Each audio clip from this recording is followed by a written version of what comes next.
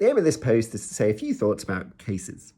And it's something I've tried to add to my teaching in recent years and is really good for students when you're revising and also when you're approaching answers to think about how and why you're using particular cases in your thoughts, in your arguments, and in applying the law. Using cases. In a previous post, we talked about how to use academic literature in our answers, and particularly to think about why we're using it and the way in which we're using it.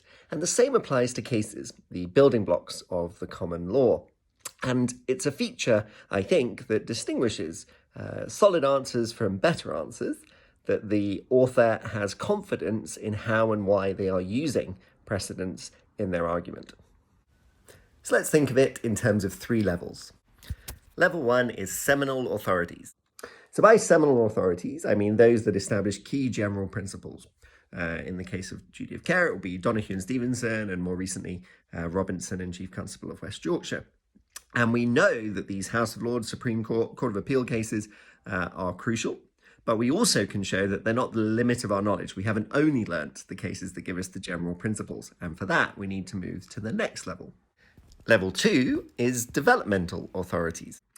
The next level of developmental authorities are those which build upon the seminal authorities, perhaps by clarifying something, by limiting the principle, or by expanding it to a new context. And it's crucial to show that you understand what the case is doing and why you know it. And this demonstrates further depth of knowledge. And level three is illustrative applications. By illustrative applications, I mean those cases which take a principle and consider it in a new context, or distinguish it because it doesn't apply for particular reasons. And these can often be recent first instance decisions that are helpful illustrations of how the principle works or does not work.